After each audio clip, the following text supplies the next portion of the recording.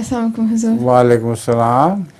मेरा सवाल है कि खाना काबा को कपड़ा चढ़ाने का रिवाज कब शुरू हुआ था और उसे चादर क्यों चढ़ाई ये तो जाती है? हज़रत सल्लल्लाहु अलैहि वसल्लम के ज़माने से पहले से चला आ रहा है। अरब खाना काबा को गिलाफ चढ़ाया करते थे और उसके बाद वो फिर गिलाफ उतार लिया जाता था। तो मुझे याद नहीं कि किसके ज़माने में शुरू हुआ है, लेकिन ये रिवाज कदीम है। लतीफ़ा भी है। हाँ सुनाओ। एक औरत को लंबे फ़ोन करने की आदत थी।